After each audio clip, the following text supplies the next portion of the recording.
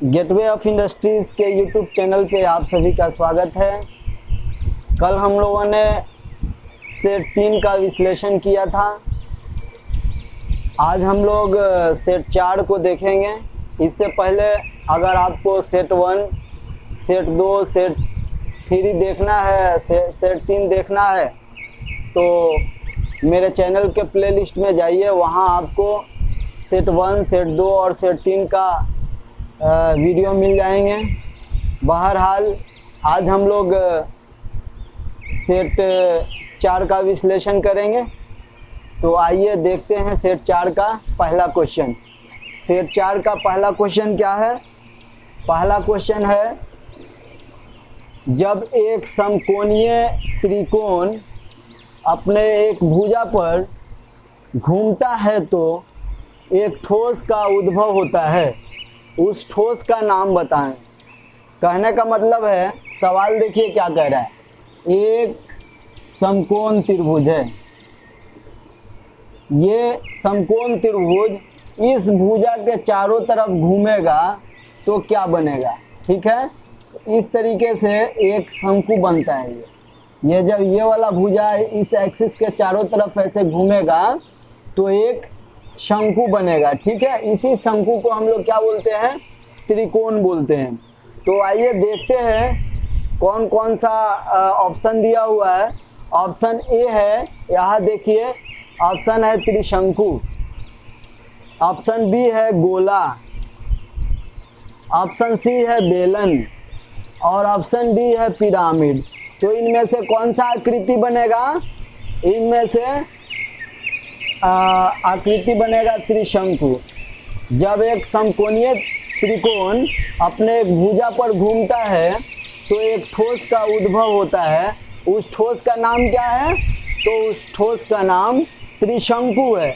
यहाँ पे शंकु भी दे सकता है, त्रिशंकु कहिए या शंकु कहिए, दोनों एक ही बात है। आइए क्वेश्चन नंबर 2 देखते हैं। क्वेश्चन नंबर 2 क्या है?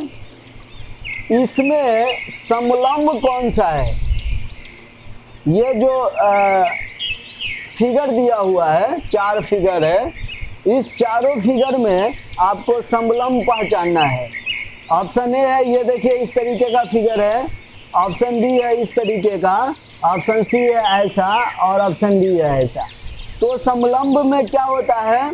आमने सामने की दो भुजाएं आपस में समानांतर होती हैं और दो भुजाएं असमानांतर होती हैं। समलंब का ये डेफिनेशन है। तो इसमें से समलंब कौन है? समलंब की दो भुजाएं आपस में समानांतर होती है। तो देखिए ये वाला भुजा और ये वाला भुजा दोनों आपस में समानांतर है, लेकिन ये असमानांतर है। तो यही जो है समलंब चतुर्भुज है, यानी कि ऑप्शन बी सही होगा। ठीक है, अगला क्वेश्चन देखते हैं। अगला क्वेश्चन यानी कि क्वेश्चन नंबर 3। क्वेश्चन नंबर 3 क्या है? त्रिज्या से समकोण बनाकर, कह रहा है त्रिज्या से समकोण बनाकर परिधि को छूती हुई रेखा क्या कहलाती है? तो त्रिज्या से जब समकोण बना करके परिधि से छूती हुई जो रेखा होती है उसको हम लोग टेंजेंट बोलते हैं इंग्लिश में। तो देख लीजिए कौन कौन सा ऑप्शन है। ए है अर्धव्यास, बी है व्यास, सी है स्पर्श रेखा और डी है कोई नहीं। तो सही आंसर है ऑप्शन सी, और स्पर्श रेखा। ऑप्शन सी क्या है? स्पर्श रेखा यानी कि टेंजेंट। ठीक है, त्रिज्या से समकोण बढ़ाकर परिधि को छूती हुई रेखा को क्या कहते हैं? टेंजेंट कहते हैं, स्पर्श रेखा कहते हैं। ठीक है, अगला क्वेश्चन देखते हैं। क्वेश्चन नंबर 4, यदि दो कोणों का योग 90 डिग्री हो तो उसे क्या कहते हैं? यदि दो कोणों का योग 90 डिग्री है तो उसे क्या कहते हैं? देख लीजिए क्या क्या ऑप्शन है। ऑप्शन ए है अधिकोण, ऑप्शन बी है न्यून कोण, ऑप्शन सी क्या है? कॉम्प्लीमेंट्री कोण और ऑप्शन डी है सप्लीमेंट्री कोण। तो आंसर क्या होगा? कॉम्प्लीमेंट्री। जब दो कोणों का योगफल 90 डिग्री होता है तो उसे कॉम्प्लीमेंट्री एंगल कहते हैं। अगला क्वेश्चन देखते हैं, क्वेश्चन नंबर 5। एक वृत्त में कितने डिग्री होती है? जो हम लोग राउंड में सर्कल बनाते हैं वो सर्कल कितने डिग्री का होता है? तो वह सर्कल, आइए देखते हैं ऑप्शन में क्या क्या है। ऑप्शन ए है 90 डिग्री, ऑप्शन बी है 120 डिग्री, ऑप्शन सी है 180 डिग्री और डी है 360 डिग्री। यानी कि ऑप्शन डी सही है, 360 डिग्री। कोई भी सर्कल 360 डिग्री का कोण बनाती है। अगला क्वेश्चन देखते हैं, क्वेश्चन नंबर 6। निम्न में कौन सी आकृतियों के विकर्ण समान होते हैं? ठीक है, तथा परस्पर समद्विभाजित करते हैं। एक दूसरे को समद्विभाजित करते हैं मतलब एक दूसरे को 90 डिग्री पे बांटते हैं। तो आइए देख लेते हैं वह कौन सी आकृति होगी। तो ऑप्शन ए है आयत, ऑप्शन बी है समचतुर्भुज, ऑप्शन सी है वर्ग और ऑप्शन डी है सभी। तो राइट आंसर है सभी, यानी कि ऑप्शन डी सही है, सभी। आयत की भी जो विकर्णें होती हैं आपस में बराबर होती हैं और एक दूसरे को 90 डिग्री पे समद्विभाजित करती हैं। समचतुर्भुज के भी विकर्ण आपस में बराबर होते हैं और वर्ग के भी विकर्ण आपस में बराबर होते हैं, यानी कि राइट आंसर डी होगा सभी। ठीक है, अगला क्वेश्चन यानी कि क्वेश्चन नंबर 7। एक वृत्त के आर्क और कॉर्ड से घिरे भाग का नाम क्या है? आपके पास एक वृत्त है, सपोज ये वृत्त है आपका, ठीक है। इस वृत्त में यहां से इस भुजा को हम लोग क्या बोलते हैं? कॉर्ड बोलते हैं। इस पॉइंट से इस पॉइंट के बीच की दूरी को कॉर्ड बोलते हैं। ये है कॉर्ड और ये है आर्क। हिंदी में इसको बोलेंगे तो ये हो जाएगा आर्क, चाप और ये हो जाएगा जीवा। तो चाप और जीवा के मिलने से जो एरिया डेवलप होता है, ये वाला जो क्षेत्रफल होता है, इसको क्या कहते हैं? ये वाला एरिया क्या कहलाता है? सवाल ये है। एक वृत्त के आर्क और कॉर्ड से घिरे भाग का नाम क्या है? आइए ऑप्शन देख लेते हैं। ऑप्शन ए है त्रिज्या खंड, ऑप्शन बी है वृत्त खंड, ऑप्शन सी है आयत और ऑप्शन डी है वृत्त। तो राइट आंसर है वृत्त खंड। कॉर्ड और आर्क के मिलने से जो एरिया डेवलप होता है, इसको क्या बोलते हैं? वृत्त खंड बोलते हैं। ठीक है, तो आइए देखते हैं क्वेश्चन नंबर 8 क्या है। क्वेश्चन नंबर 8 है, क्वेश्चन नंबर 8। एक वृत्त की परिधि पर कोई भी दो बिंदुओं के बीच के भाग का नाम क्या है? तो मान लीजिए हमारा ये वृत्त है एक और ये वृत्त की परिधि है, ठीक है। तो वृत्त के परिधि पे दो बिंदु है, एक बिंदु यहाँ पे और एक बिंदु यहाँ पे। तो इसके भाग को क्या कहते हैं? इस भाग को क्या कहते हैं? तो इसको हम लोग कहते हैं चाप, इंग्लिश में बोलते हैं आर्क। ठीक है, तो आइए देख लेते हैं ऑप्शन में क्या क्या है। ऑप्शन ए है चाप, ऑप्शन बी है जीवा, ऑप्शन सी है वृत्त और ऑप्शन डी है त्रिभुज। तो कौन सा सही होगा? ऑप्शन ए सही होगा, चाप। ठीक है, ऑप्शन ए सही होगा, चाप। अच्छा, ये सीधी लाइन जो जाती है वृत्त के परिधि पर के एक बिंदु से वृत्त के परिधि पे दूसरी बिंदु को मिलाने वाली सरल रेखा को क्या बोलते हैं? तो इसको हम लोग कॉर्ड बोलेंगे, जीवा बोलते हैं। ठीक है, तो इसमें ऑप्शन जीवा भी है, लेकिन इस लाइन के बारे में ये नहीं पूछ रहा है, इस लाइन के बारे में पूछ रहा है, तो इसको हम लोग चाप बोलते हैं। ध्यान रखिएगा, दो चीज़ है इसमें। ऑप्शन नंबर 9, क्वेश्चन नंबर 9 है 90 डिग्री से 180 डिग्री के बीच के कोण को क्या कहते हैं? 90 डिग्री से 180 डिग्री के बीच के कोण को क्या कहते हैं? तो देखिए ये हमारा 90 डिग्री का कोण हो गया, और इससे अधिक जो है, इससे अधिक के कोण को क्या कहते हैं? ये वाला तो हमारा 90 डिग्री का हो गया, तो इसको हम लोग समकोण बोलते हैं। इससे अधिक हो ये वाला कोण तो हम क्या बोलेंगे? इसको अधिकोण बोलते हैं। 90 डिग्री से अधिक के कोण को, यानी कि 90 डिग्री से अधिक और 180 डिग्री से कम, तो उसको हम लोग अधिकोण बोलते हैं। ऑप्शन देख लेते हैं क्या क्या है। ऑप्शन ए है न्यून कोण, ऑप्शन डी है पूरक कोण, ऑप्शन सी है अधिकोण और ऑप्शन डी है समकोण। तो राइट आंसर होगा इसका ऑप्शन सी, अधिकोण। अगला क्वेश्चन है क्वेश्चन नंबर 10। क्वेश्चन नंबर 10 है क्षैतिज तल पर खड़ा व्यक्ति, क्षैतिज तल पर खड़ा व्यक्ति क्षैतिज तल से रेखा बनाता है। कौन सा रेखा बनाता है? तो देख लीजिए इसका आंसर क्या होगा। ये हमारा क्षैतिज तल हो गया, ठीक। और एक व्यक्ति ऐसे सीधा खड़ा है,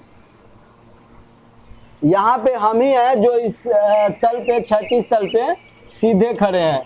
तो कह रहा है कौन सा रेखा, मेरे खड़े होने से कौन सा रेखा बन रहा है? तो कौन सा रेखा बन रहा है? सीधा देख लीजिए ऑप्शन क्या है, आइए देखते हैं।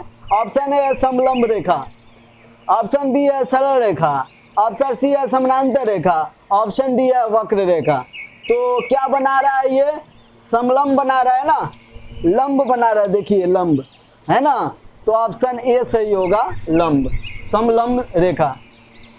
क्वेश्चन नंबर 11 है समपंचभुज। समपंचभुज का आंतरिक कोण होता है, जो पंचभुज होता है जिसको हम लोग इंग्लिश में पेंटागन बोलते हैं, उसका इंटरनल एंगल कितना होता है? पेंटागन का इंटरनल एंगल क्या होता है? देखिए इस तरीके का एक पेंटागन है, पेंटागन ऐसा होता है ना, ये आपका पेंटागन हो गया। तो इसका जो ये इंटरनल एंगल है, ये वाला सवाल में यही पूछ रहा है, मतलब एक इंटरनल एंगल पूछ रहा है। तो इसको निकालने का एक फॉर्मूला है, वो फार्मूला आप लोगों को हमेशा याद रखना पड़ेगा। वो फार्मूला क्या है आइए देख लेते हैं। 2n - 4 बट्टा n गुने 90 डिग्री, ये इंटरनल एंगल निकालने का फॉर्मूला है। कोई भी पॉलीगन्स का इंटरनल एंगल निकालना है तो ये वाला फॉर्मूला आप बैठा करके, और किसी भी पॉलीगन का, चाहे पेंटागन हो, चाहे हेक्सागन हो, षष्ठभुज हो, सप्तभुज हो, अष्टभुज हो, नवमभुज हो या पंचभुज है, सभी का इंटरनल एंगल इस फॉर्मूला से निकल जाएगा। ठीक है, तो आइए देख लेते हैं इसका इंटरनल एंगल कितना होगा। तो n के जगह पे हम लोग, पंचभुज है यहाँ पे तो 5 रखेंगे। अगर षष्ठभुज होता तो हम लोग 6 रखते, सप्तभुज होता तो n के जगह पे 7 रखते। यहाँ n बराबर भुजाओं की संख्या है, आकृति में जितनी भुजा होगी उतनी भुजा यहाँ पे रख देनी है। तो देख लीजिए हम रखते हैं 2 गुने n का वैल्यू, ये चूंकि पंचभुज का इंटरनल एंगल निकालना है तो हमें 5 रखना पड़ेगा, घटाओ 4 अब बटा में फिर 5, n के जगह पे 5 पंचभुज का निकाल ले तो गुने 90 डिग्री। ठीक है, तो 5 दूना 10, 10 में से 4 गया 6, 6 हो गया, ये 6 बटा 5 गुने 90 कट जाएगा, 5 कम 5 18 5 90, 18 6 की 108 डिग्री। ठीक है, यानी कि ये जो इंटरनल एंगल है ये कितना होगा, 108 डिग्री होगा। ठीक, तो देख लेते हैं क्या क्या ऑप्शन दिया हुआ है। ऑप्शन ए है 120, ऑप्शन बी है 150, ऑप्शन डी है 108, ऑप्शन सी है 108 और ऑप्शन डी है 180। राइट आंसर होगा ऑप्शन सी 108। ठीक है, अगला क्वेश्चन है, एक अष्टभुज के आंतरिक कोणों का योगफल होता है। तो आंतरिक कोणों का योगफल निकालने के लिए आपको देखिए कौन सा फॉर्मूला लेना पड़ेगा। ये यहां से केवल n हटा देंगे। किसी भी पॉलीगन का इंटरनल एंगल का योगफल निकालने के लिए ये फॉर्मूला हमको लेना है। तो यहाँ पे हमको क्या अष्टभुज का आंतरिक एंगल का योग निकालना है।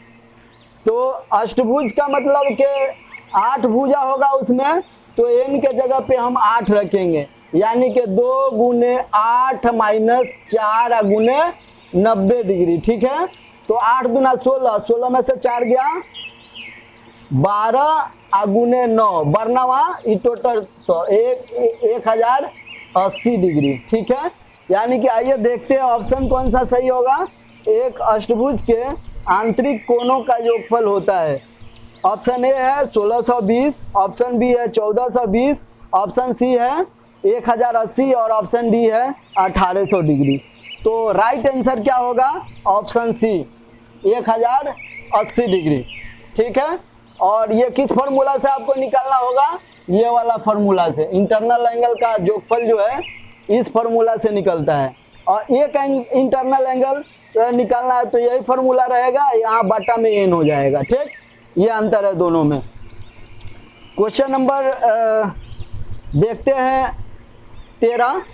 जब एक आयत अपनी भुजा पर घूमता है, जब एक आयत अपनी भुजा पर घूमता है तो कौन सा ठोस बनाता है?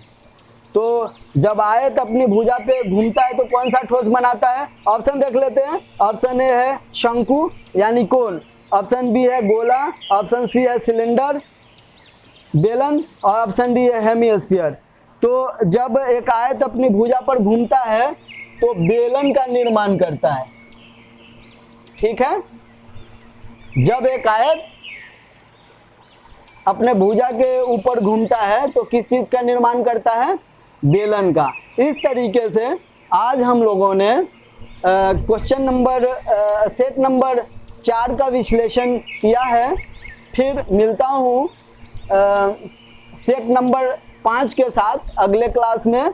अगर मेरा ये वीडियो अच्छा लगा हो तो लाइक, शेयर और सब्सक्राइब करना नहीं भूलेंगे।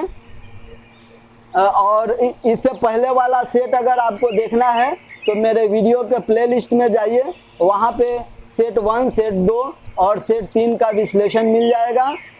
मेरे साथ इतना बहुमूल्य टाइम गुजारने के लिए आप सभी लोगों का दिल से बहुत बहुत धन्यवाद।